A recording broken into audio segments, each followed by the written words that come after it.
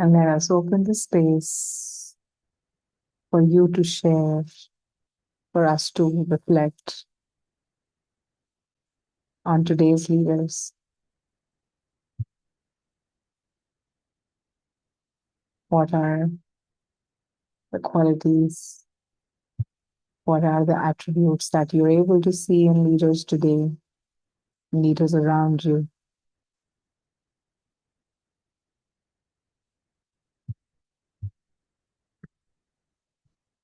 Whoever feels ready, please unmute yourself. Also, if you want to get active in the chat window, that's perfect.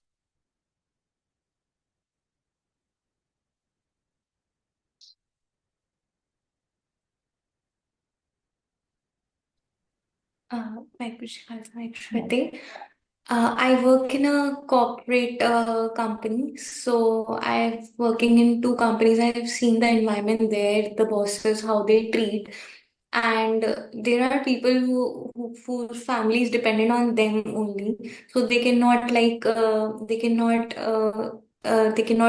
say that it's wrong. They have to accept whatever the behavior that the managers, how they are behaving. So I've seen a lot of stressful environment is there nowadays in the companies, which people are actually experiencing, and maybe even I have seen my father as well due to the lifestyle which these corporate companies are having. That is normal to do extend hours, 11, 12 working hours. Then the second situation is the traffic. You have to travel a lot.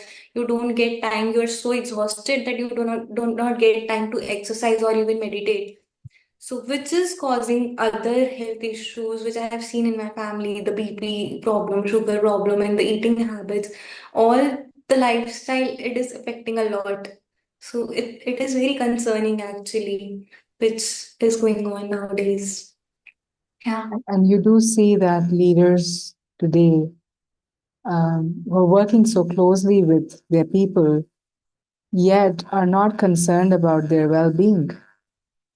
What is of what is of utmost concern for them maybe It's is the work they is have the to work, like just yeah, is the outcome.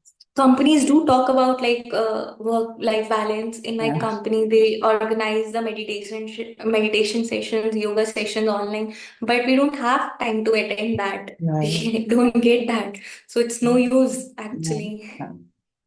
So how we can see that a lot of these initiatives many times are just to fulfill the requirement of these big corporations because that's what they have signed up for and that's what is like legislated for them. Truly they have to like Yeah, show this that they are doing these yeah, activities, they are yeah, organizing this, right, but it's not the real growth. It's not happening like in real scenarios. So it's right, difficult, a right, lot difficult.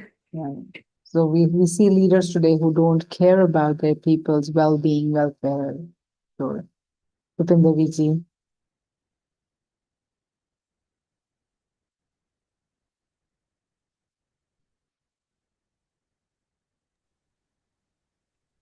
I could connect with Panji's, version.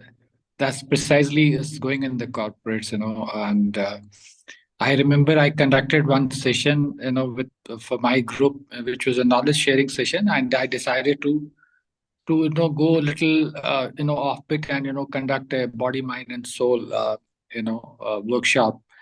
How to take care of all these three elements.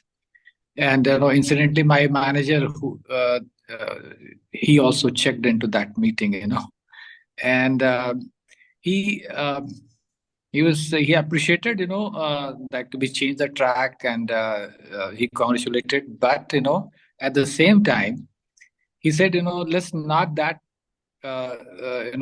be meditative, that we become like, uh, we lose the contact with the material world, and thing was, which I experienced in my 25, 30 years of corporate world, they keep you busy with, you know, with your work, and then they will take you for the parties, and, that way, you just completely lose track of the basic base. You lose your base actually. You are like in the continuous loop. You have a lot of work. What they call it?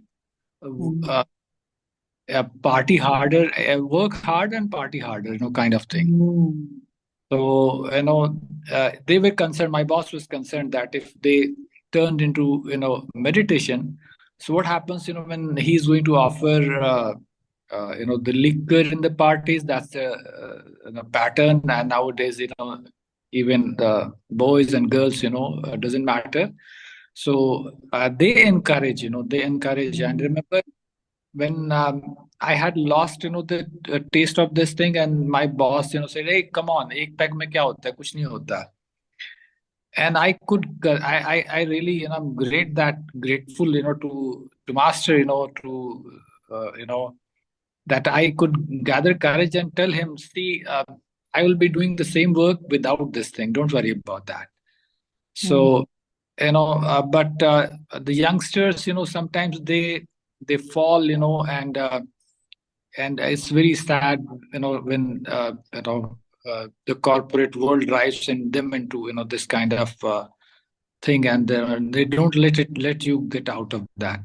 But one thing I wanted to mention to Panji, that I try to practice in my life, and I see the results also.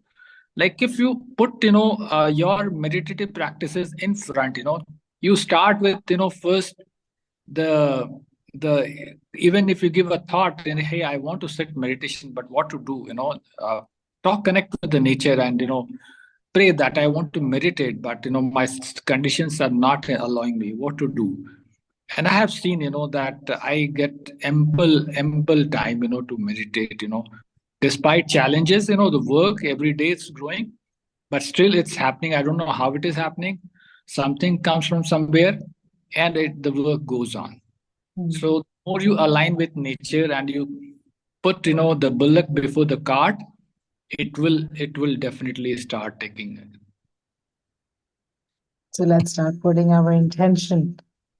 But what I hear Viji share is that how leaders of today are encouraging rewards and incentives, and so that the work is done. And the kind of rewards and incentives our leaders are choosing are actually numbing the nervous system of our youngsters, is creating a kind of dependence on um, an object and on a substance that may numb their nervous system, so that even on the weekends when there isn't as much work, they don't have the capacity to see clearly. They don't have the capacity to pause and see what's going on in their life, and so that they can solve these problems. They can ask questions and find answers.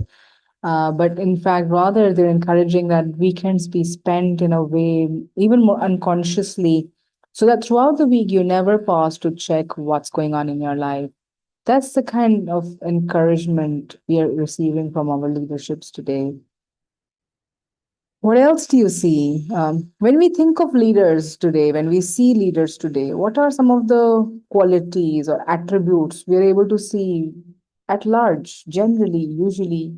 ਕੀ ਚੀਜ਼ਾਂ ਸਾਨੂੰ ਬਹੁਤ strongly ਨਜ਼ਰ ਆ ਰਹੀਆਂ ਨੇ? ਕਿਹਨਾਂ ਚੀਜ਼ਾਂ ਨਾਲ ਅਸੀਂ ਅੱਜ ਦੇ leaders ਨੂੰ associate ਕਰ ਰਹੇ ਹਾਂ? What is leadership all about today?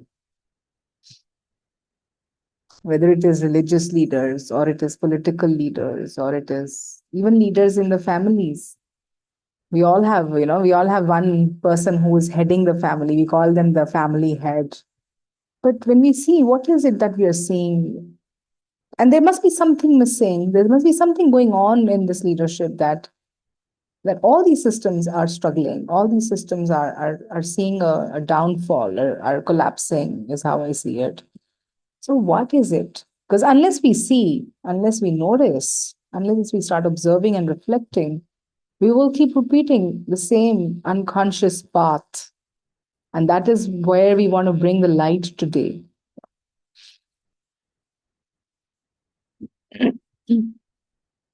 Kawal Penji, we're not able to hear you. You need to unmute.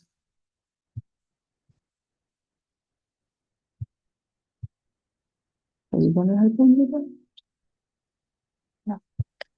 जी, वाहिगुरु जी का खालसा, वाहिगुरु जी की फतेह जी। I feel that the common factor, whether it's global leaders or corporate leaders or family leaders, is we place ourselves first. I, me, and myself. Whether it's a position holder, like कि पहले मैं अपना देख लूं, अपना घर सवार, बाकी बाद में. And it holds, I think, true in every scenario. Uh, and and another thing, what I feel is that too many lucrative offers are, given from one leader to the subordinates. Even in the families I've seen, जो मेरी सेवा करेगा मैं उसको ये दूंगी, जो ये करेगा उसको मैं ये दूंगी. तो family I think is the smallest unit. तो सब कुछ वहीं से शुरू होके the tree grows larger and larger and larger. जो भी लीडर्स भी हैं या कॉर्पोरेट वर्ल्ड भी, basically they all are coming from one family. Starting तो फैमिली से ही है ना. तो अगर फैमिली को आप एक देने की आदत हो, you have to give best and you don't want anything in reciprocation. It will, I think, uh, change the scenario altogether. But ऐसा होता नहीं है. चाहे whether it's families or even I'm living in a society, यहाँ एक RW है, तो there are two parties, वो ही आपस में लड़े पड़े हैं. मतलब मैं बलवान और मैं लोगों के लिए ये कर दूंगा, मैं लोगों. बट जो कर रहे हैं वो भी तो लोग ही हैं, और वो भी यही कह के आगे आते हैं कि हम ये करेंगे. But at the end of the day सब मतलब किसी भी उसमें देखो तो यही लगता है कि ultimate benefit who is gaining, जो लीडर्स हैं. Rest of us are all puppets, or sometimes we fall prey, sometimes we gather strength, we get up, अच्छा चल, let's try another one again, we fall back. तो एक social setup he I think, पहले चीजें जैसे होती थी, like we use to सी. हमारे इंडिया में तो ऐसा नहीं होता, बाहर वेस्ट में है. बट अब तो सब कुछ ग्लोबली हो रहा है and we can very well see. मतलब अ, कहीं भी in whichever country you are, wherever you are, the whole thing I think begins from the family tree. I feel that way. And even while I was teaching and go, so the best example also that children follow is when you give them such things like which relate immediately to their families and friends immediate हो. तो friends भी आजकल मतलब हर उसमें relationship सब give and take हो गया है. If you give this much I get back this much, then I am ready to give because I gain so much from this thing. So वो इक्वेशन ही गलत हो गई है. Basically maths has to be revised and some new calculations should be formed, otherwise so we are all heading in the same journey, or and ultimately the system collapses. And as you rightly said, the third world war, it's just the beginning. And see how much devastation we are seeing. सब वो जो हमारे leaders हैं countries के, वो अपना power, humanity is none of its none of anyone's concern. इतनी organisations बनी, UNO, everybody silently sitting and watching. So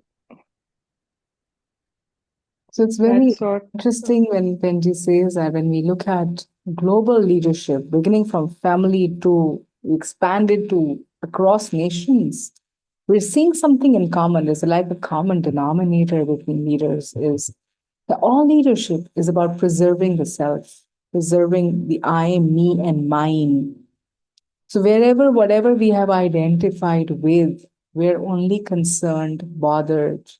That's our interest area, that I should be preserved. It's about my needs, and maybe I need to protect my needs. So even if others suffer because of my needs, let me first take care of my needs. And in fact, if I'm top of the hierarchy, then the whole system must be serving the needs of the one that is on the top of the hierarchy.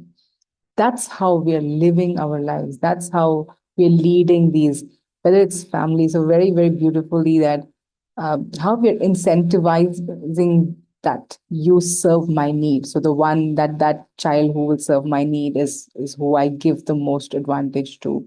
So that's the kind of relationship we are building. That's the kind of understanding, or say the blueprint we are following. These are our beliefs today. That's how life needs to run. This is the prototype we have set. These are the programs we are following, or the conditioning that we are following is about the leader's need, the head's needs are of utmost primal importance.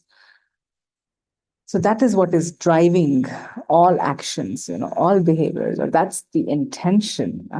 And that is where we are seeing so much of conflict, because if there are two leaders, then both of them are striving for their needs to be met. So, and it's not about the people they're serving. It's about their own needs, and everybody's protecting their own needs. And just like when we look at kings, so for the kings, they felt that anybody who was a ruler, who was a ruler, the ruler was the one who would take everything, all material from everybody, so that their needs can be met. They can feel more secure. They have more luxury. They have more power.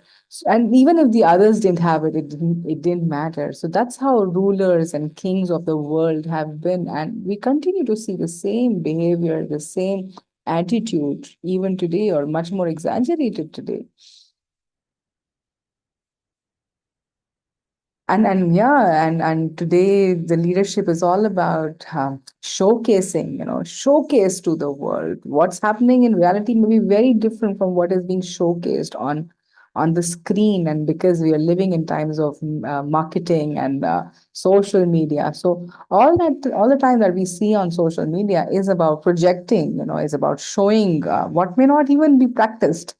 So today's leadership is about a showcase, a performance, and like it's like a play, an act, rather than actually living that virtue. So we're not like we are not the virtues, but we are just trying to show these virtues through our acts. That's the kind of leadership we are looking at. But today, as we've been celebrating a global leader, a leader across times, a leader whose presence was strongly felt about 550 years ago, today we want to bring our awareness to that one leader we were celebrating the whole of last week, and that is Baba Nanak. Baba Nanak as a leader of a family, Baba Nanak as a leader of a community, Baba Nanak as leader of humanity, Baba Nanak as a political leader, as a social reformist. Uh, Today, let us bring our dhyan. Last time when we said Pratham Bhagavati Simar Ke Guru Nanak Leite Aaye. So by let's connect to the divine energy within us. And Pratham Bhagavati Simar Ke, now let's bring to our awareness the life of Baba Nanak. And I'm sure all of us sitting in this space today, we have heard innumerable stories, episodes from life of Nanak, and reflecting on their way of leading, their style of leadership, their qualities and tenets of leadership. How they're a family man, they're a father, a brother, a husband, a son. How are they leading that role as a head? How are they leading a community, a panth? They are, and they have these people who are following them. So, what is that style of leadership? What are the qualities and tenets we are seeing in Nanak? What is how is truth reflecting through the life of Nanak? How is this energy, the Bhagavati manifesting in life of Nanak? Today we want to visit that. Today we want to see and explore. So let us bring our dhyan to many, many sakhis and stories and episodes and epics we have heard from life of Guru Nanak. And each story, each episode will reflect a unique way of leading, a unique way as a leader when Guru Nanak comes forward. So let us all tune into that life, to that reflection of the truth, and see what part of Guru Nanak's life, what what episode from Guru Nanak's life really touches us. Something that is very close to your heart, and you can see a very distinct, unique style of leadership over there, where you're able to see, oh, this is how Nanak leads. Nanak leads the world. Nanak leads humanity. Because that is what Nanak has created. A unique path, you know, a nirmal panth, a unique path that Nanak has showcased, brought forward. Marya Sikka Jagat Vich, Nanak Nirmal Panth Chalaya. When Bhai Gurdas are talking about Sikka, what is the Sikka? What does Sikka really refer to? Is the sovereignty that any who can have a coin. A ruler could have a coin who was sovereign. They could have a coin. Today, countries and nations have coins, they have currency. That means that they are a sovereign nation. I and you cannot have coins because they'll have no value. They will not be validated. They will not be accepted as a means of transaction. But only the one that has established power. So Maria Sikka Jagat Vish, Nanak Nirmal Panth Chalaya. So is creating a unique path, a path which is so pure. And that is the leadership. We are talking about Nanak's style of leadership over here. So today we want to look at, because we've been celebrating the whole of last week and many years we've been celebrating. But today we want to sit and reflect what is so unique and distinct about this style of leadership. So we open the space for all of you to look at many episodes, epics from life of Guru Sahib, and what stands distinct for you, what touches your heart, which one you feel that, oh my God, this is such a unique style of leadership. This is such a unique tenet of a leader. Where can you see those qualities? What qualities stand out for you? Whoever feels ready, let us reflect together.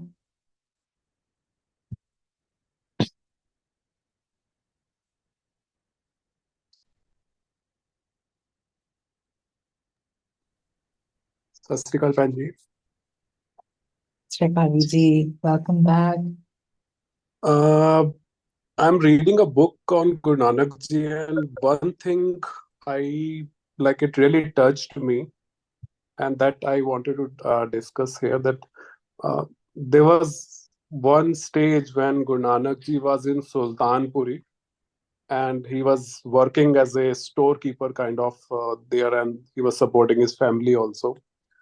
So there was one guy, I think Bhagirath, who came into his life, and he was a expert like pandit, and he was doing tapasya since years. उसने अपनी family छोड़ दी थी, and he was doing many things, but उसको शांति नहीं मिली थी, तो वो अपने क्वेश्चंस लेके बाबा जी के पास आ गया. सो ही just to settle down his queries, when he raised his questions, वो उनको बोलता है कि आप तपस्वी कैसे हो सकते हो, आप तो यहाँ पे गृहस्थ जीवन जी रहे हो, नौकरी कर रहे हो, सब कुछ कर रहे हो, तो आप कैसे हो, आप कैसे तपस्वी, मतलब आप लोग आपको तपस्वी कैसे बोल रहे हैं.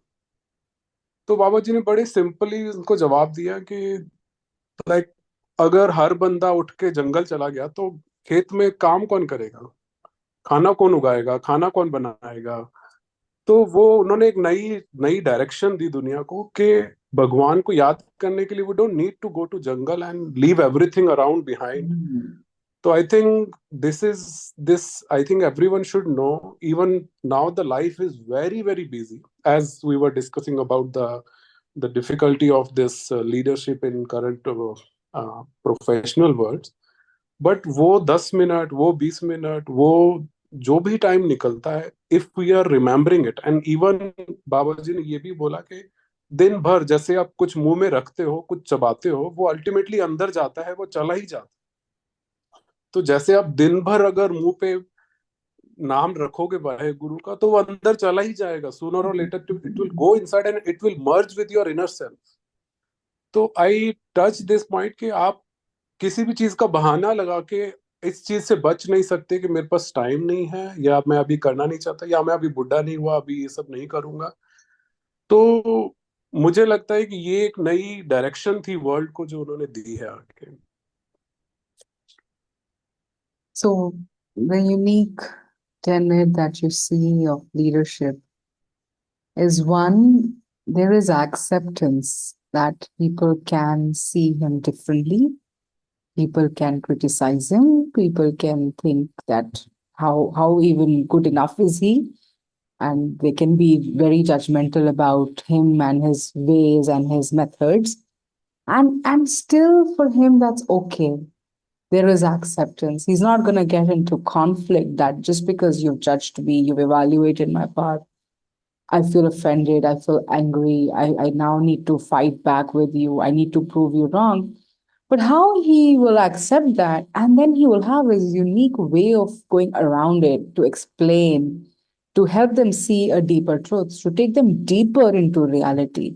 And I find that extremely unique about Guru Nanak's leadership, that they can just allow the person to be where they are, and through their creativity take them to see something that they can't see, and in such a subtle simple way they can make them bring more prakash into their life, that oh, you never you see it like this, but here what about this, and it's true in almost every sakhi. I remember, whether it is going to Hardwar and being with pandits who are throwing water in a certain direction, and very humbly when he starts putting water in the opposite direction, and he'll have a creative way to bring around another way of seeing that. You're seeing it like that, that's okay, but what about this then? How do you see this? How do you explain this? Now that I'm trying to send water to my fields, if this water can go, like millions of miles away, my fields are just a few hundred kilometers away, so they must also get nourished by this water. So it's very interesting way of leadership that I allow you to be. I don't have to fight battles with you because you think differently, but I have another perspective, and let's see it. So that's a unique way. What else do you see? And I really invite you to look at specific episodes from life of Nanak. Like I love these qualities that are coming in, that there is a lot of humility, and Baba Nanak seems very grounded. But can we bring in more episodes from their life where you can see this one unique quality, and you feel, yeah, this is where I can see that as a leader. This is very distinct from how we see leaders today. This is different from the leadership styles that we are seeing today. So how Guru Nanak is leading by example. So if we can bring more episodes from Guru Nanak's lives, that'll make it more clear. We'll all be on the same page then, I feel.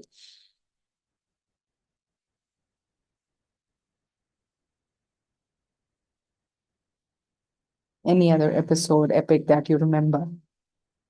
We hear lots of Sakis, and I think every Saki, there are some unique qualities of Guru Sahib that we are able to see.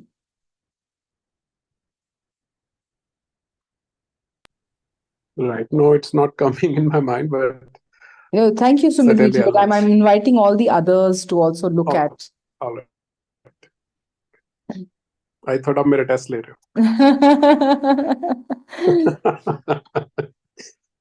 That was also a unique quality of Baba Nanak, by the way. How he liked to put tests. He would like to see how people deal with different situations, whether it was his own children.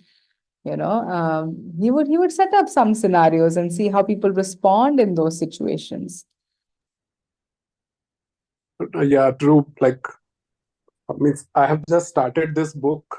So during his childhood time, the struggle, uh, Kalu Mehta ji and between Nanak ji, like in a very subtle way, he like he did his own things that he wanted to do every time, but he never pushed his father back, or where he never cried, or like never did anything wrong. But his father was like going here and there and discussing with everyone what to do. He's not going in the right way. He's doing only these things, and he's not working to earn money, or he's not studying and all those things. But he was never angry.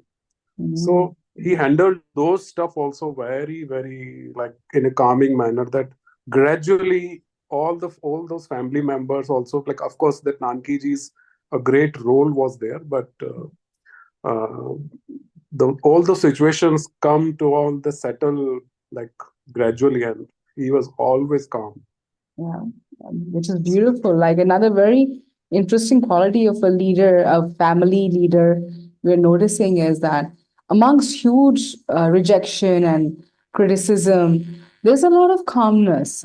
And he continues to follow his path, but without creating a lot of hue and cry about it, without complaining or mourning about it, that how he's not been understood, how he's not been appreciated, how nobody is able to recognize how true or righteous his path is. There isn't that much concern about that others are not able to see it or others are not appreciative. But there's a lot of calmness and there's a lot of acceptance that yes, others can't see it. Even if it is my father or even if it is my own wife or children, they're not able to appreciate, and there's a lot of acceptance for even that rejection, and can deal with it with that lightness, with that joyfulness, and continues to live his path. So very determined, very focused, knows exactly what to follow. There's a lot of clarity we see as a leader, and yet there is that allowing others to be where they are is constantly what we are seeing in life of Baba Nanak. Not being rigid, that's very interesting. Not rigid, that this is how it needs to be and everybody must follow, because that's what we see as leadership, especially in families, that if I have a path, if I walk in a certain way, everybody around me must follow the same path. So we tend to become very rigid, and the more strongly we believe in a certain direction, the more stronger our force is on people around us, that they must live that way as well. So there's a lot of flexibility we are seeing, and flexibility of thought, that this leader is ready to travel to people, travel worldwide, and see what's going on in different parts, in different cultures, in different realities. How is the truth emerging in every part, and wherever there is a need to bring in another dimension, another realm, open another layer, very subtly he will be there presenting his idea, his thought. That's how I see it. And yes, a very loving relation, like this leader is about friendship. This leader is creating friends everywhere they're going. So in every Sakhi that we come across in life of Baba Nanak, we see somebody who's positioned themselves as an enemy, who's positioned themselves as somebody who does not approve of how Nanak is, or is trying to harm, or is seeing them as an enemy. But what a loving way of dealing with people around, that at the end of the Sakhi or the end of the story, we see that there is a beautiful relationship that they end up having. And just like that friendship between Mardana and Nanak, but Nanak is befriending. Wherever he walks, there is a friendship that he's creating. So he's bridging. He's bridging the gaps, it seems, as a leader, rather than creating more walls and animosity and anger and barriers. He seems to be like creating like the commonality. He's finding the commonness. He's finding what is common between you and me, and he's pointing towards that, to bridge rather than to confront. Also as a leader, yes, puts like people around in discomfort zones. That is quite unique about Baba Nanak's style of leadership, that he will put in questions, he will put in situations where you are pushed out of your comfort zone. So it's not a friendship or relationship where everything is just so simple and everything is so light. He will push you, he will push people around, push their thought process, push their physical boundaries. There is a push, there is a nudge, there is this need to wake and shake the what is settled as dust, is what Guru Nanak is shaking all the time. We're also seeing a lot of compassion and courage in this leader, a lot of compassion. No matter how strong an enemy has positioned themselves, we still see a lot of compassion, yet a lot of courage. Like he's able to talk straight. As a leader, they don't feel the need to please another, there is, because there's courage. So able to call spade a spade and without being fearful, because there is a space of fearlessness.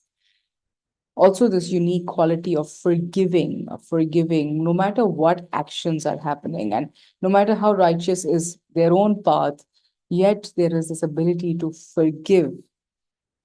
And as I'm hearing all these qualities, and as we were remembering the life of Nanak the whole week, what came out today very strongly as piece of wisdom to reflect upon, that who gets to be in the position of power? Who are the leaders? And Guru Amar Das Pasha reflect on these beautiful verses where Guru Sahib says, "Takhat Raja so beh, je takhte layak hoi." Only those are should be on positions of power. Only those should be heading or leading positions, whether it's family or it is corporations or it is nations or states. The ones who are worthy of that power, the ones who are worthy of the throne. Jinni such pachhaniya, such raje say. Only the ones who have recognized the truth, only the ones who have realized the pure are the ones who are truly the leaders. And as I was reading these verses, I was realizing that how Guru Nanak is through their actions, through their life, are claiming this leadership, and are not asking for becoming a leader, but how people are choosing to follow this. People are choosing to become disciples. People are choosing their path of discipline. So the discipline that Guru Nanak is following, people are ascribing to that discipline. And it's not somebody who's claiming the power, who's asking for that power, who's asking them to follow him, but just by living as a virtue by themselves, he's able to see so many people around him who want to be like that, who want to ascribe to these qualities or this way of living. That Nirmal Panth that Nanak has shown us, so many are following and continue to follow today. So what is that true leadership? And that when we went 2500 years to Lao Tzu, and very beautifully Lao Tzu is showcasing what is this true leader. And he talks about the leader's quality coming from water. And this beautiful verse, it says that when we think of leaders, we think of strength. We always think of somebody who's very strong. Only strong people can lead, and which is why we have this connotation, how Harminder Virji said, that we see a lot of men in leadership because we ascribe the quality of strength to men, and we think that only men can be good capable leaders. But when Lao Tzu looks at what is it that makes the true leaders, what is that attribute, that common denominator, and it points towards the strength of a true leader, and he says that nothing in the world is as soft and yielding as water, yet nothing is better at overcoming the hard and inflexible. There is nothing like it. The soft overcomes the hard. The gentle overcomes the rigid. In all the world, there is no one who doesn't know this, but rare can master the practice. Therefore, the sages say, the one who accepts humiliation of the state is called its master. The one who can shoulder the calamity of the state becomes the king of the world. And the truth sounds paradoxical. So, in this verse, as I was reading this verse and I was trying to understand what is this wisdom pointing towards about leadership, and what stood out every time, every Sakhi, every story of Guru Nanak, every episode from their life that you look at, what was standing out so beautifully was the water-like quality of Baba Nanak. And it was amazing that so many Sakhis we are looking at are also around water. And I don't know how many of you remember that one moment when Nanak is enlightened. And do you remember where does this happen? The 3 days of being in Vei Nadi, the 3 days of immersion in water, I think, brings out the water like quality of Nanak. And that is what we are reflecting on today. And that is what the wisdom is also pointing towards, that it is the water nature of Nanak.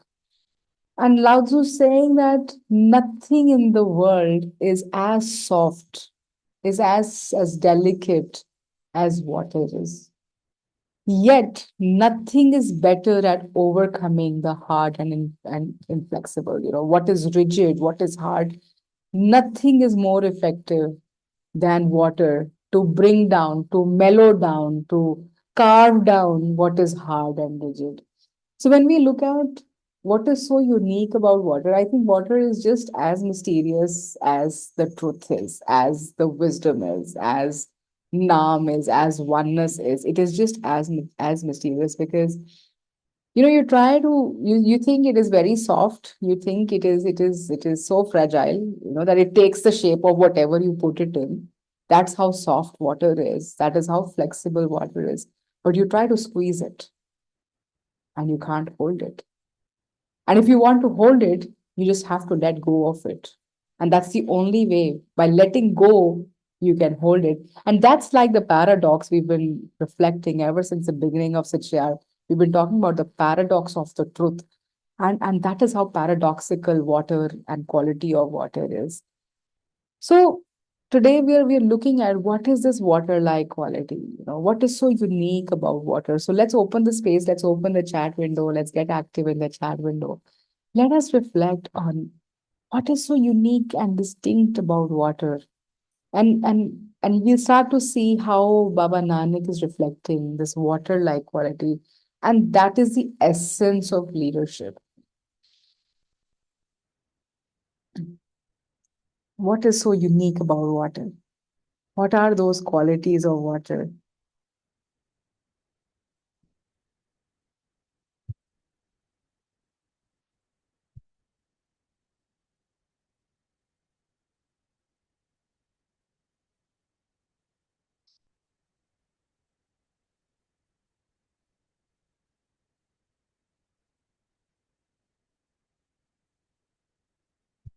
What is so distinct? What do you think?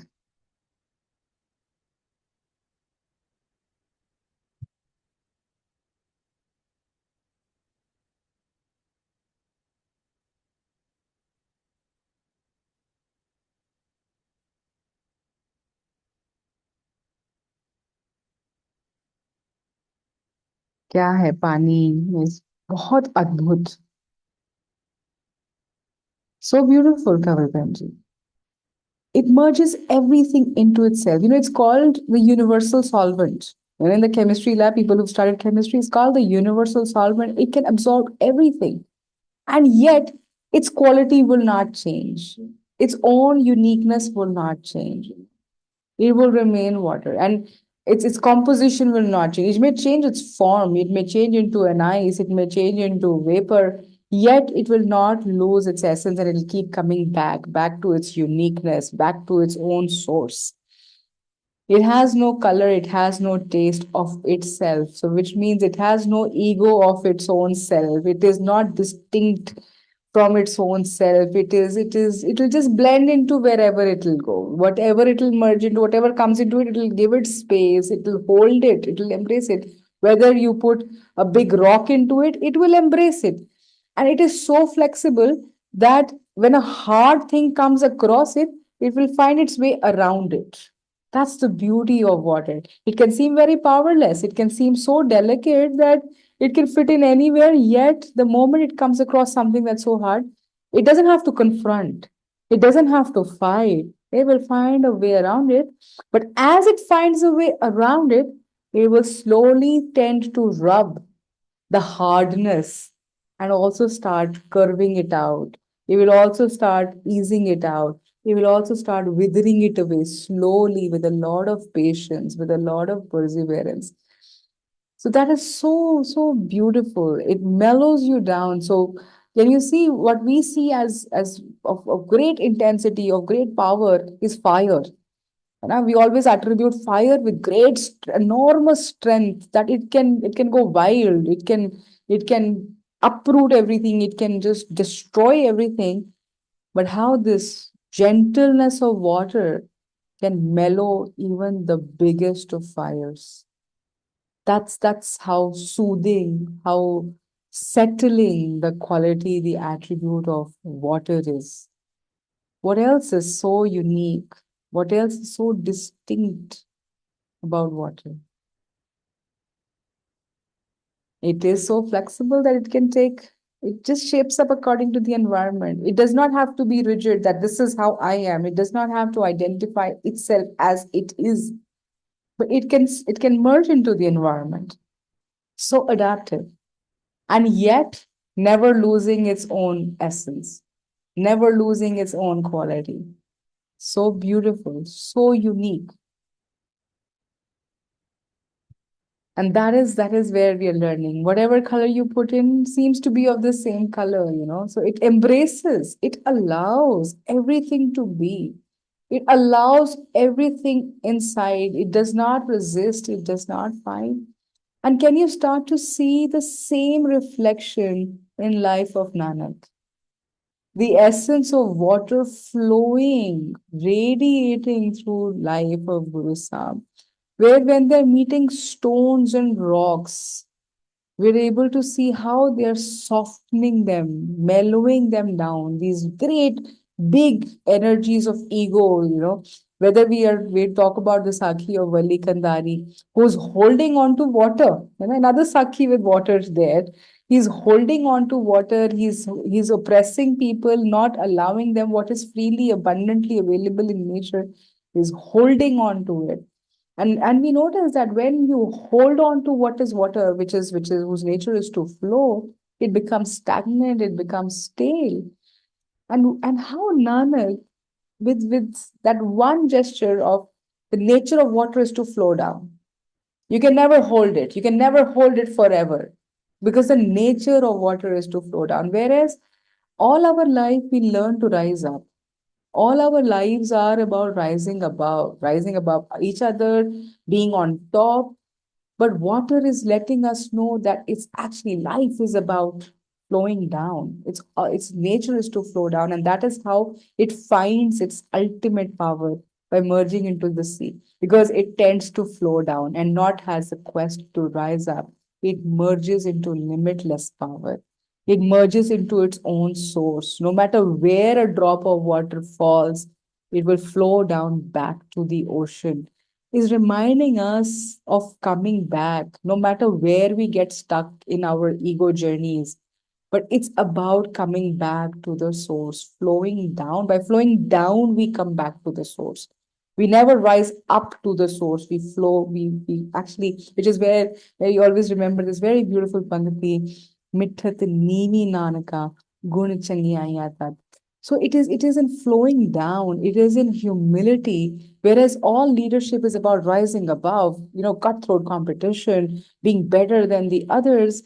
Whereas life of Nanak is not about outshining, being exceptional, but it's about actually just merging into our own true nature, just merging into oneness by flowing down, by letting go, by letting go of our identities and letting go of our ideas and whatever we are holding on to, just letting go and flowing down in humility is when we find our true source. We come back to the source. And water is so reflective. It's so reflective that it will just show what is. And I think that's exactly how Baba Nanak has been all through. Just reflecting on what they saw, just reflecting on the truth, just letting the world see the light radiating as is, just being the mirror, just like water. And water is so nourishing. Wherever water is, उत्थे उत्थे हरियावल, उत्थे life अपने आप पहला पानी जियो है. It is thriving life. It holds so much energy and power that life will start to shape and form. And even when everything is withering away, drying away, fading away, dying, where water comes in, it will start to thrive. That is the quality of water.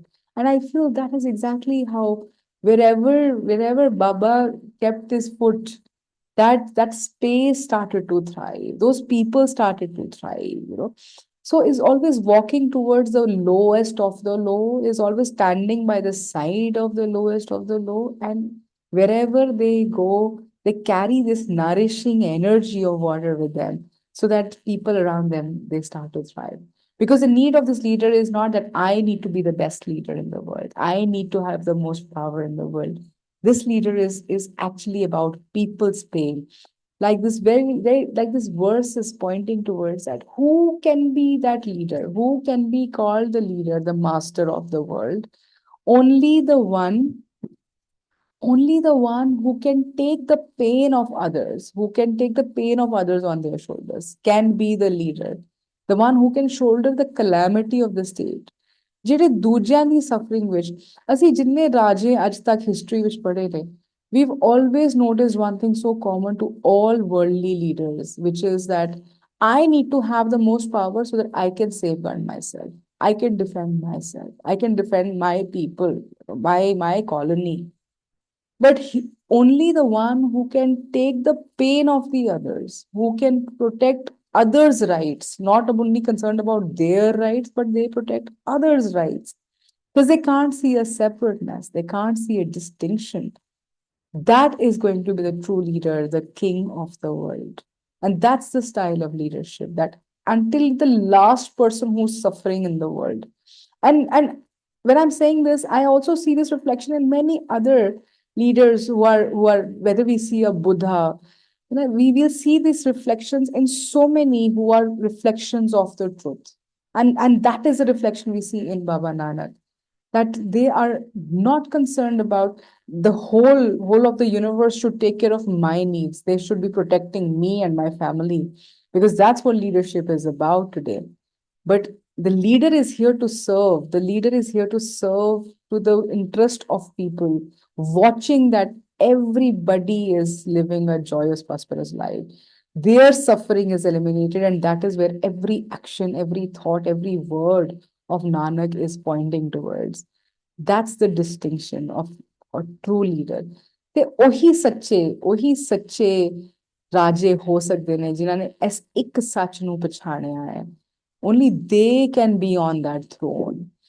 That is what Guru Nanak is reflecting. Takhat Raja sob hai, je takhte layak hoy. So we are today reflecting on who can be the leader, who can be leading the world, who can be the master of the world. Jinni sach pachaniya.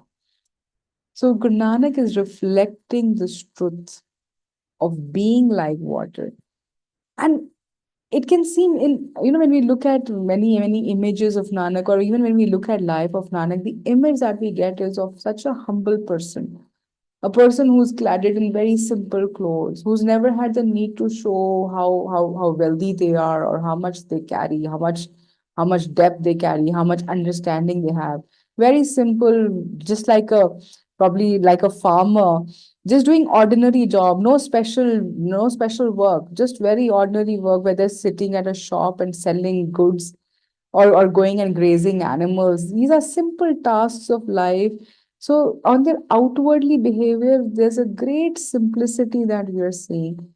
And yet there is this impeccable power within, just like water, that it has so much strength that it can wither away the biggest of rocks. It can uproot the biggest and tallest of trees. It can wipe away lands. It has so much strength, and yet it is so simple and so soft and so tender. So just that strength that lies within, and it never has a need to showcase that strength, but it just carries that enormous power. But how it is able to do, we hear this all the time, and like Lao Tzu saying that the world knows this truth, that how the soft can actually take on the hard. That one drop of water that keeps falling on the stone, keeps falling and falling and falling, and can and break that big rock into small little pebbles, can break it into dust, can make it disappear. It can just merge it into itself, make it like water. but it is with its perseverance, it is with its patience. It is not in a hurry, it's not in a rush to do it. There is so much patience in water that just by giving its loving, nurturing nudge again and again, repeatedly, it can mellow the hardest, the toughest. And all of us know this truth, yet rare are the ones who can practice it. Because look at what the world is telling us. What is social media telling us? What is the conditioning we receive from cultures? It's all about be strong, be firm, be rigid. This is what is the common narrative, you know. When we think of a leader, we think that leaders need to be very, very strong. They need to be they need to follow their discipline rigidly. They need to have their own unique identity. It's all about, you know, the strength, and we ascribe strength to what is hard and tough, especially in the corporate world today. It is the harder you are, the tougher you are, that is what your strength is, whereas the truth is very different. The strongest are also coming down by the softer. What is so soft and tender and fragile and can be seen weak actually has enormous strength within itself. And Viji, So sorry to disrupt you in between, but actually, I really want to second that with a very recent experience. So, at my workplace, we called a leader. He's the head HR of Aditya Birla Group and a big fan, or we can say, he's very passionate about Bhagat Kabir. He's written a book, Kabir in Corporates, okay. and we did a small interview with him, and we were talking, and he was exactly saying and echoing what you are mentioning, that the moment we identify leaders or we talk about leaders, everybody thinks that the person who has the maximum strength or has the maximum knowledge.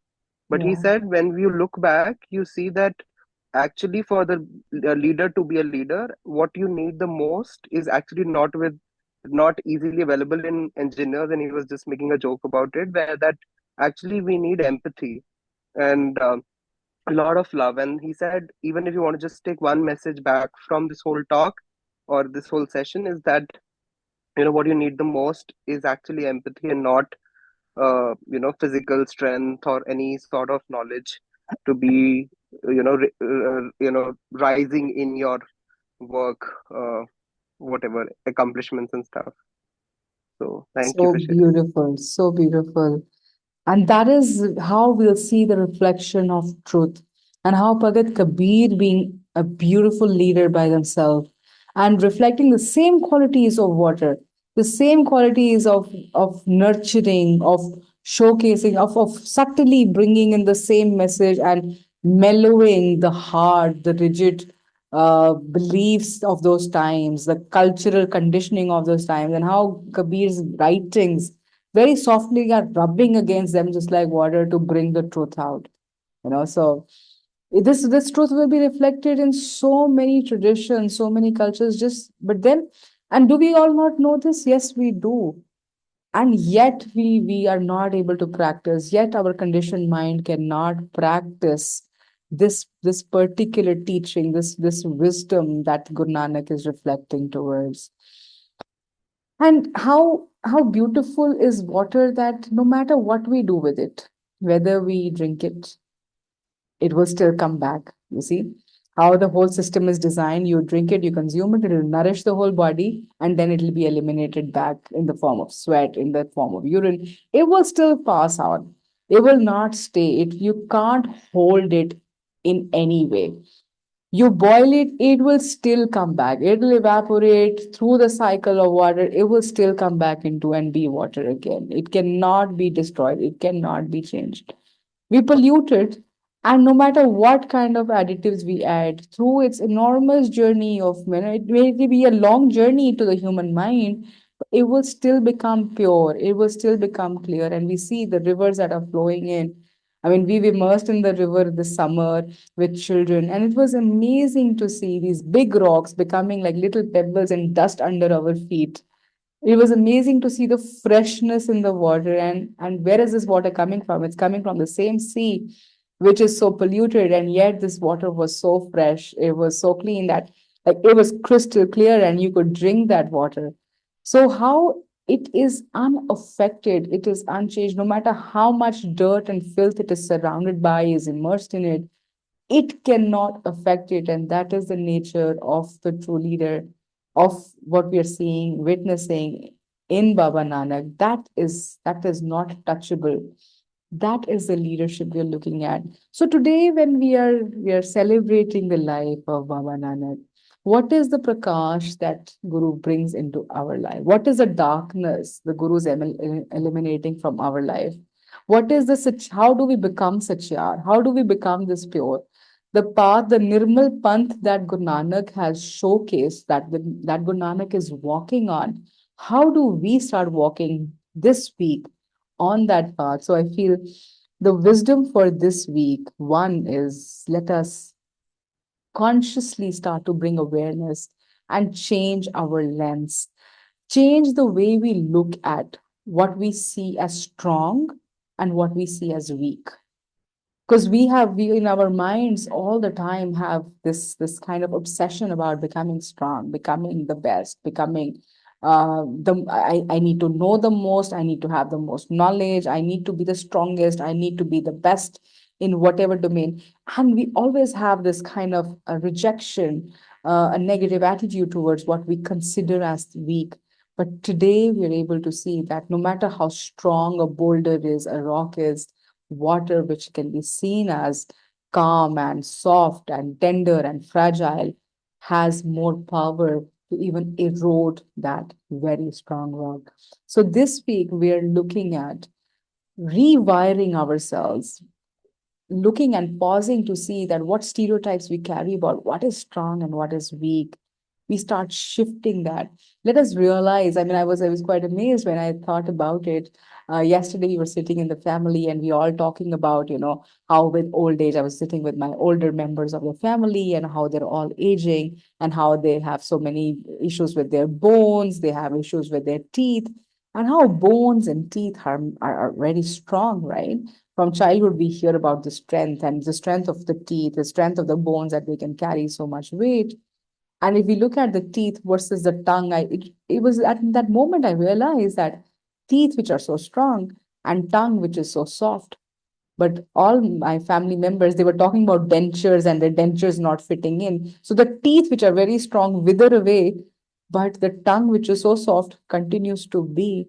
So what our traditional mindset tells is, this is weak, this is my weakness, this is so weak, this person is so weak, this person has so many limitations, this person can't do that. I think wherever we attribute weak, whatever we attribute weakness to, let us start shifting and seeing the strength in what we thought was weak. Let us start seeing the power of the weak. Let us start seeing what capacity, even what we consider as weak, has, because it has phenomenal capacity. I know in children, in schools, in all systems, we have people who we consider they are weak, they are the underdogs, they are the underplayers. But this week, we invite you to shift your lens and start seeing what power those weak are carrying. Because it may just be our mindset issue that we can't see the toughness, the strength of what we considered was weak. This week, we're also inviting all of us to pause, to take a rahau and look at how water tends to flow down. The water does not have the need to rise. The water has no need to be treated extra special. But let us see every time this week where we have a need of more importance, when we think we must be treated more important than others around us. But remember, water's nature is to flow to the lowest end.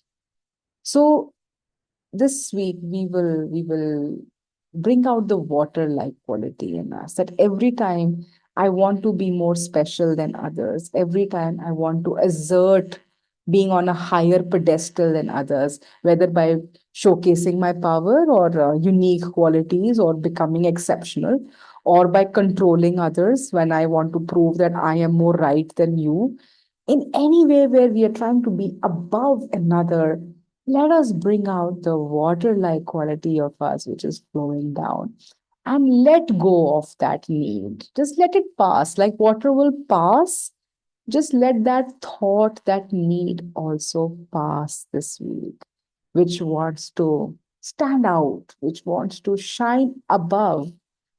Let us merge, let us just flow, let us just pass and go back to our source, because only by flowing down we can merge into the source, not by rising up, not by becoming the exceptional, but by just merging, we go back. And this week, with family, we invite all of us to live this wisdom of being water like.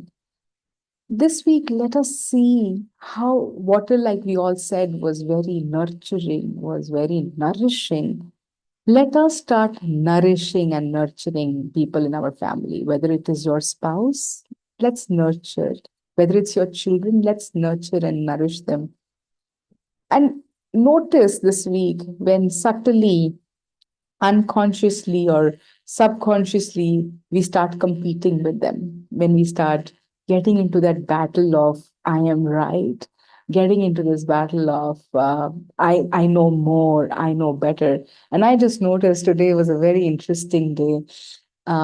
Today in the afternoon somewhere, I was trying to think, okay, what is it? What is it about Baba Nanak's life that we want to talk about? And we've heard so many stories all our lives. So was just wanting to sit and reflect, and suddenly Rishi around me, and he was going through some thoughts, and my parent like quality just came out, and I started giving him this gyan, this lecture of how he needs to be and how he needs to change and how he could be getting out of this loop. And suddenly, what came into my dhyan was the unique quality of Baba Nanak, who's never wanting to lecture or control or change other people's paths. His inclination is that this is the path that I follow, and that's about it. And the water-like quality of Baba Nanak, which is just wherever he'll go, he'll nourish, and bring lot of love and compassion to the hardest, the toughest of people, the toughest of egos, and their egos will melt. Suddenly, that came out, stood out so strongly, and I realized that how far I had gone from that water-like quality, and how that parent who's always pointing towards what's wrong, what is your weak area, and you must work on that, and you can't just keep looking at how this will start disturbing your life. That whole lecture about this is not right and that's not okay, and this is such a weak area and you're in a trap. All of that was so not water-like. And that is when I was able to see that how we stop nourishing through our water-like qualities, but we start depleting, we start diminishing the water in them, the flowiness in them, the fluidity in people, our own loved ones. And this week's invitation to all of us is that being like water, which is so patient, which is never in a rush, which is not in a hurry, but with its own perseverance and lovingness, it will curve the edges, it will smoothen out the roughness even of rocks and stones. So let us start nourishing, let us start being perseverant in our love towards our family members, rather than by confronting, controlling, dictating, lecturing, that we love to do, including myself. Let us start nourishing them by allowing, by embracing, and creating a space where, with love, with our gentleness, we start shaping. By bringing in the idea, the thought, by practicing it ourselves. So this week's invitation is that if you come across a family member, a child who's had a failure, if you come across the child who's misbehaving, or whose behavior is not acceptable, let us deal with that, not with confrontation, not with a lecture, but with love. Just like water will continue to still love. Let us bring that. And to be able to live this, the reminder this week is that last week, like we said, we walk on Mother Earth. This week, we are inviting you, while you continue to live that, if that practice has helped you, you know that that's your path and you continue doing that. So it doesn't mean that you stop the last week's practice now that you can practice this week. If Sachiār, if that truth has brought some prakash to your life, continue that. But this week, we're adding another practice, the practice of dhyanfully drinking water. With every sip of water, so every time you pause and drink water first.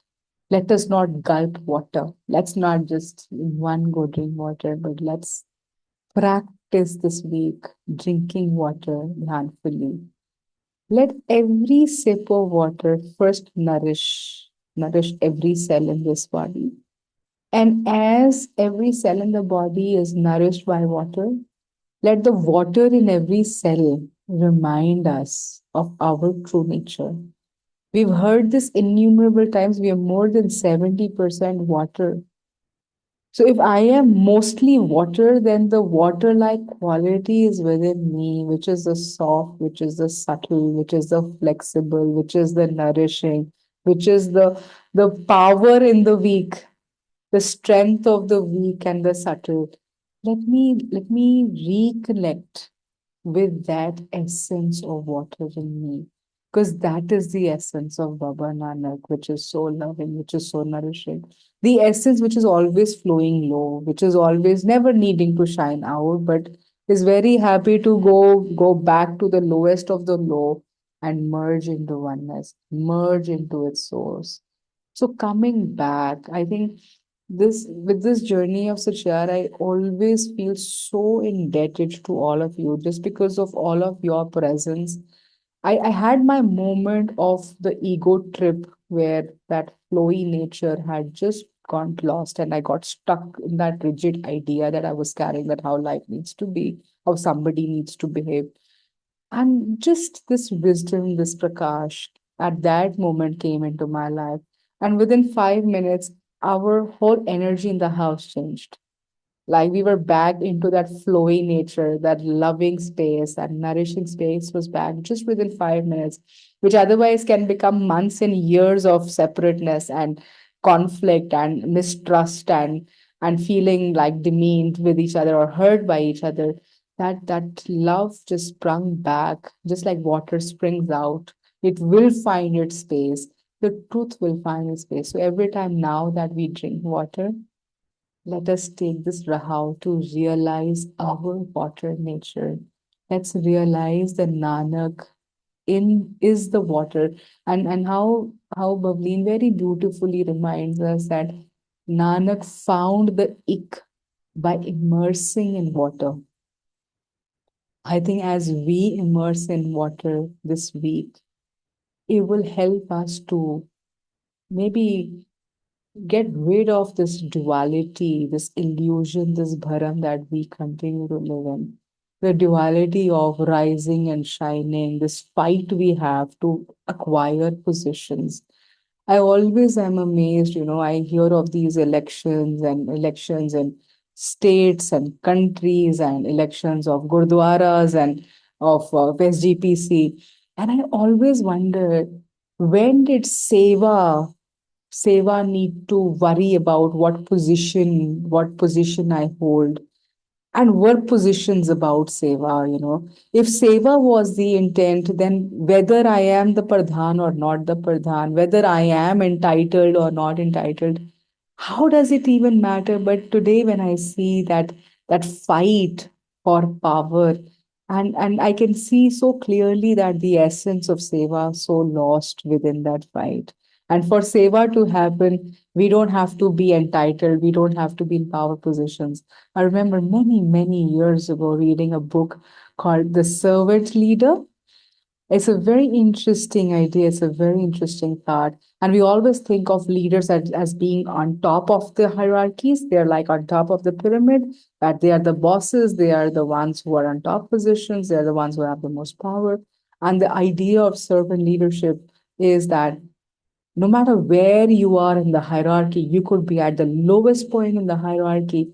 But if your attitude is about seva of people around, that is the leader in you. And no matter what you're doing, is an act of seva, and with every action of yours, your intention is, how can I serve the needs of people around me, the needs of people below me, the needs of people above me.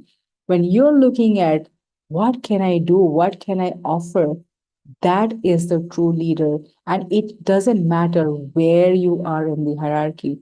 And when I read this idea, I felt this is exactly what Guru Nanak is pointing towards when they say seva, where Simran and seva were put together as a way to enlightenment. Guru Nanak is reminding us of our leader positions, that each one of us, a ਜਿਹੜੀ Sardari mili hai, we call ourselves, we are Sardar, but what is the Sardari? The Sardari is being the leader who's not appointed or elected or selected, the leader who does not have a title, but the leader who just leads to serve, no matter whether there's somebody above me, or below me, or around me, but is always carrying this intention that what can I offer to the one who's standing in front of me? So this is the water-like nature, which is wherever it will go, it will just nourish, nurture. And that's the invitation this week. So Auji, to be able to cultivate this power, this strength, to be the water-like, the soft that can take down the hard and the rigid. Let us bring our dhyan to ourselves, and let us come together in this journey today that can help us to discover our water like nature, what we are more than 70% of. Let us realize our essence. So, invite all of you. Let us come together. Let us get our back straight.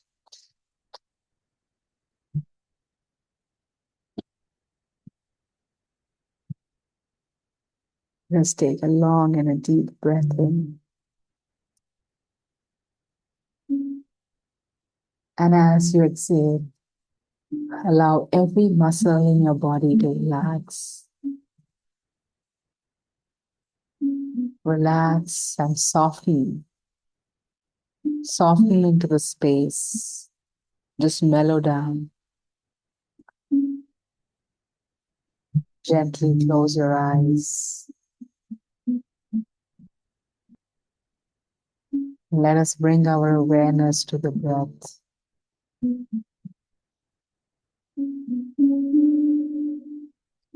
Notice the flowy nature of your breath. Unhurried, continuous, just like a river.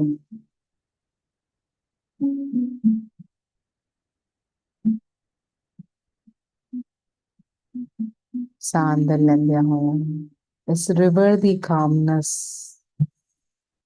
ਇਸ river ਦੇ flow ਨੂੰ ਮਹਿਸੂਸ ਕਰਾਂਗੇ।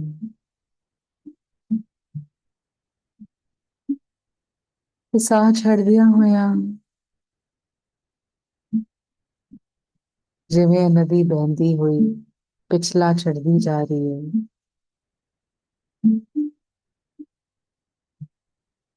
Resistance ਨੂੰ ਛੱਡਦੀ ਜਾ ਰਹੀ ਹੈ। ਕਿਧਰੇ ਫਾਈਟ ਨਹੀਂ ਹੈ, ਬਸ ਆਪਣਾ ਰਸਤਾ ਬਣਾ ਲੈਂਦੀ ਹੈ। With every exhale, let us also let go of the past. Let go of the resistance. Let go of the need to control.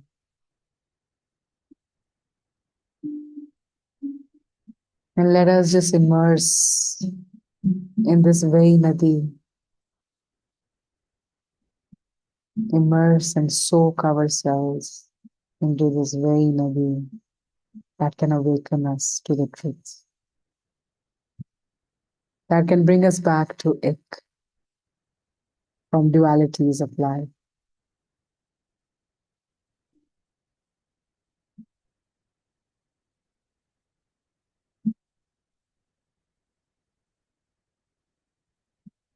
Notice every breath, just like water, is nourishing, is cleaning, never forcing,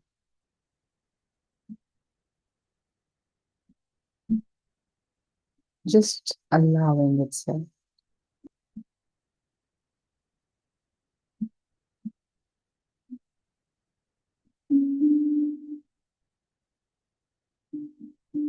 Notice with every in-breath the coolness and the freshness, just like water flowing through the body.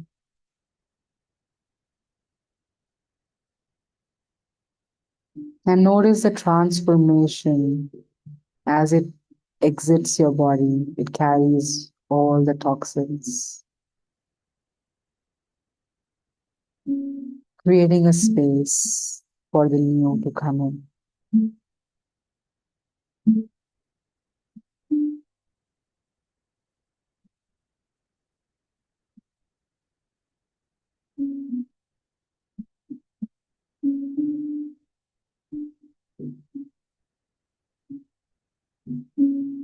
As we are flowing in this river,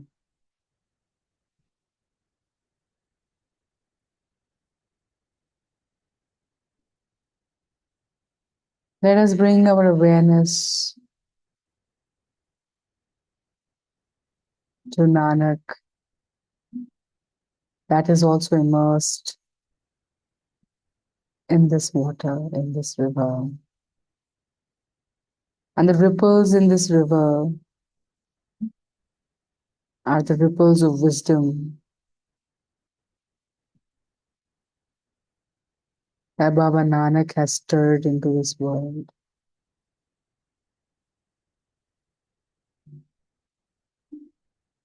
The teachings, the truth is immersed in every ripple, every drop.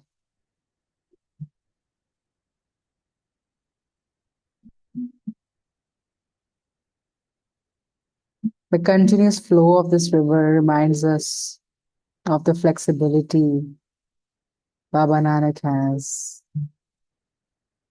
in their ability to meet every person, every situation with openness, with understanding.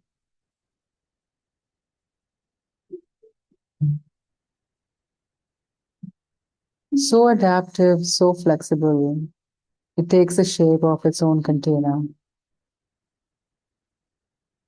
That the wisdom of Baba Nanak adapts to every heart that listens and transcends beyond the boundaries of color, of status, of gender, of culture. And as we immerse in this river, let us recognize this ability of being flexible and open, the ability to adapt to the ever-changing context, reality around.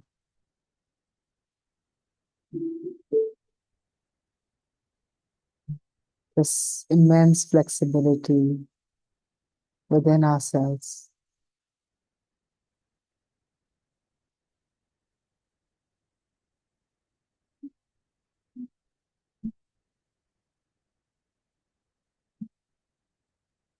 As we immerse in this river, let us become aware that it doesn't need to rush, yet it shapes mountains by flowing steadily and with that one purpose of merging into the source, finding its way back to the source.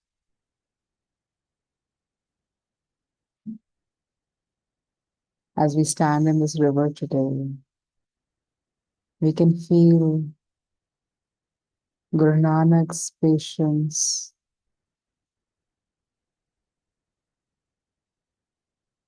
Guru Nanak's trust in Hukam, and flowing in this higher will.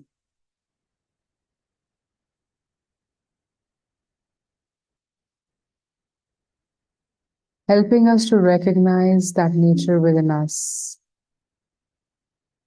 where we can flow in Hukam, where life does not have to be by our demands.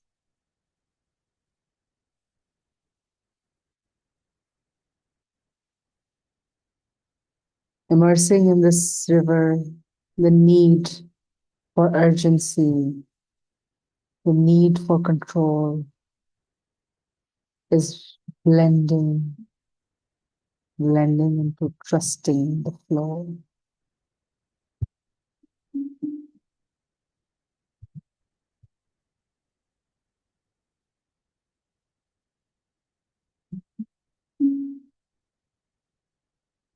As we immerse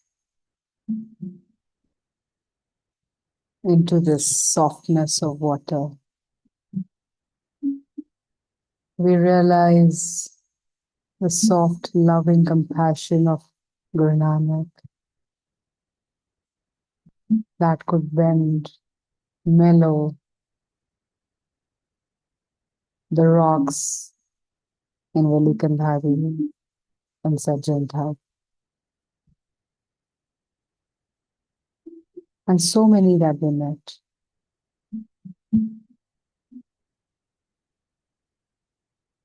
Just with their love, just with their compassion, just with their patience and softness, nourishing, nurturing.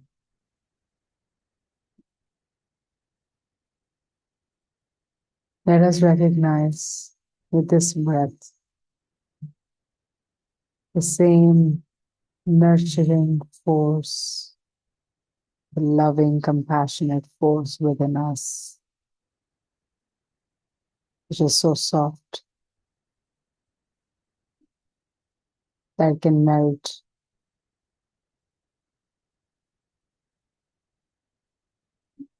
the most rigid, the most strong.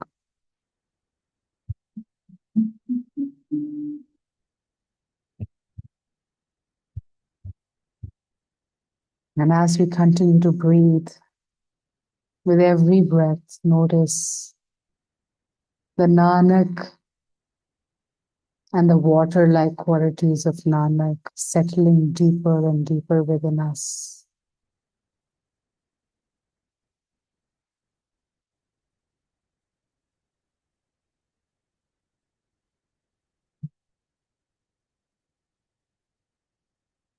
These qualities are not separate. They are our essence, always present, waiting to flow into every moment of our life.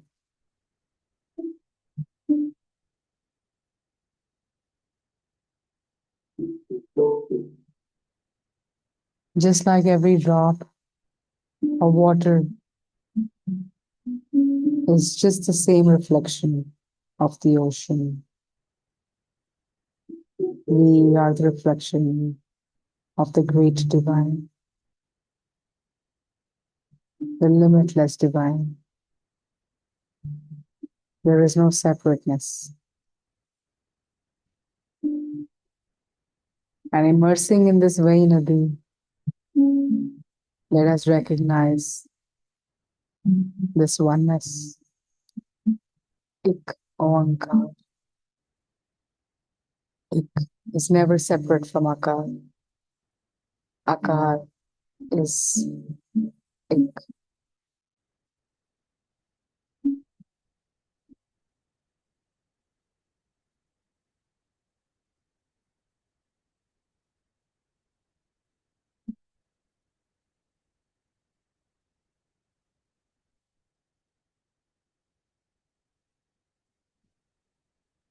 Let us continue to realize the water-like nature of Nanak flowing like blood, like energy, like the life force within each one of us.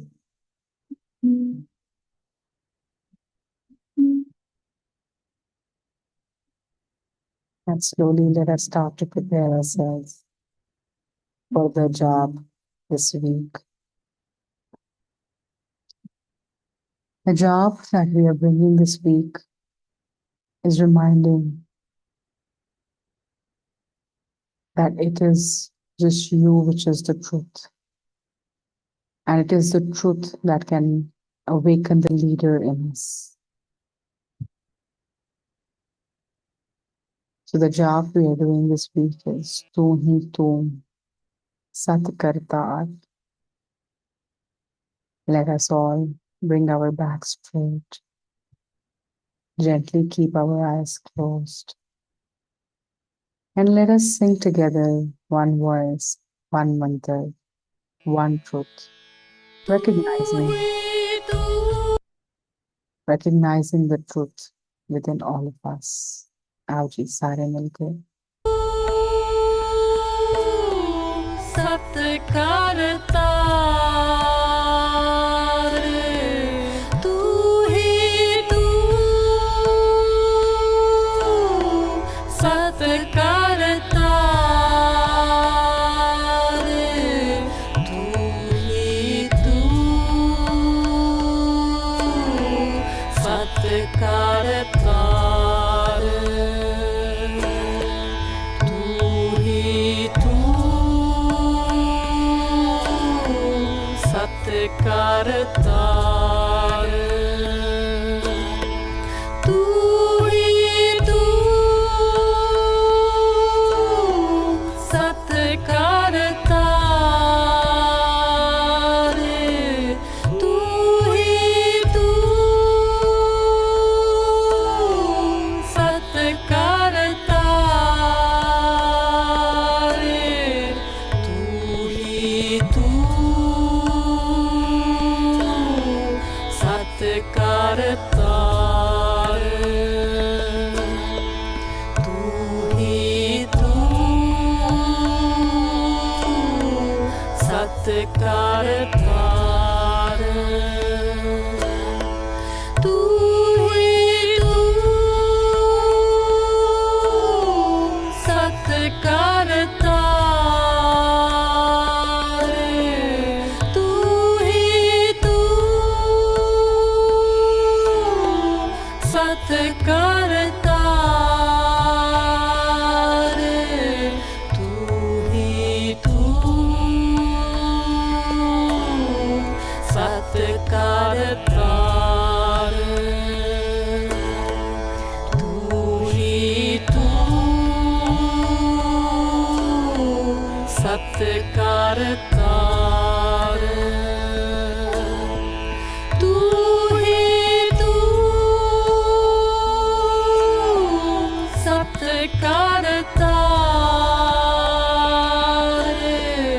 तू ही तू सत करतार तू ही तू सत करतार तू ही तू सत करतार तू ही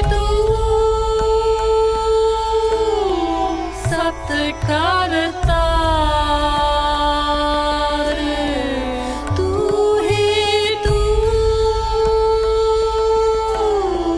सत करतार तू ही तू सत करतार तू ही तू सत करतार तू ही तू सत करतार तू ही तू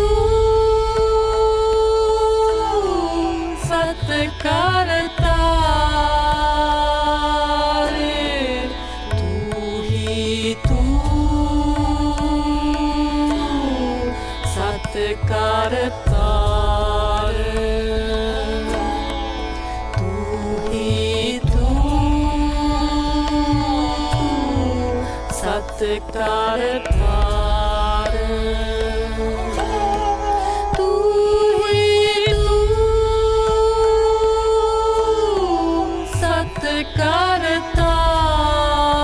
सत्कारतार तू ही तू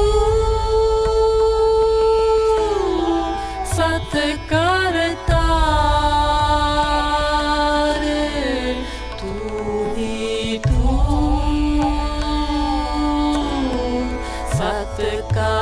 सत्कारतार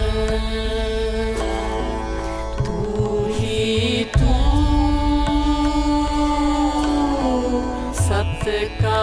सत्कारतार तू ही तू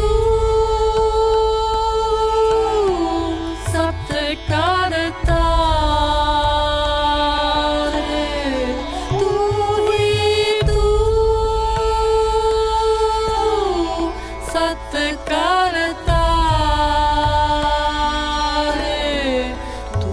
ही तू सत्कारतार तू ही तू सत्कारतार तू ही तू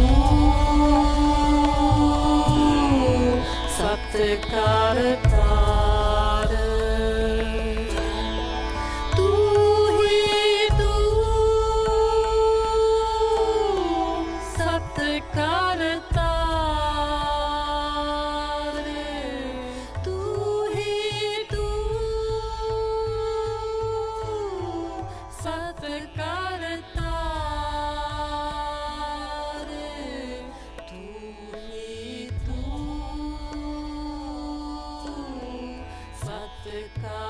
सत्कारतार तू ही तू सत्कारतार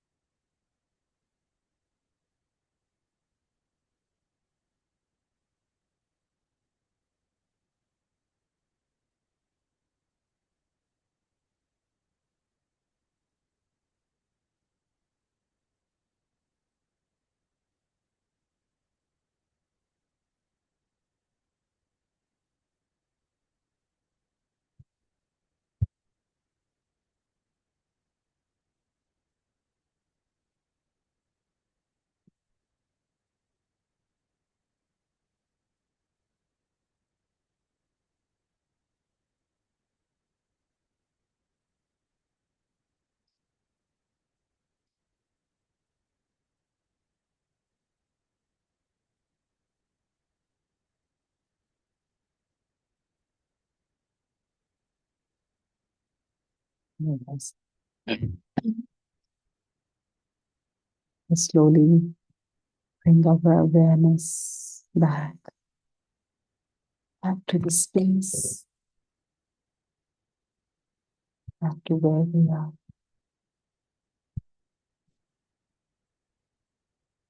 Back to our true nature.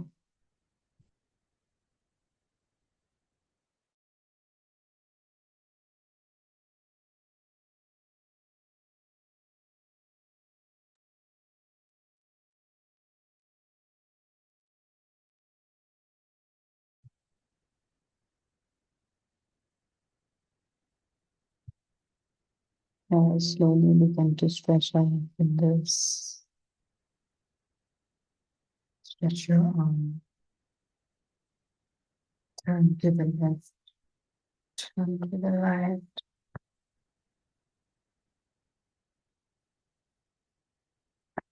And notice this flexibility, this fluidity in our body.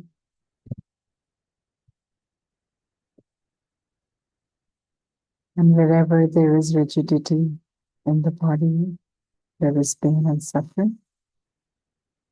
Wherever there is flexibility, there is ease.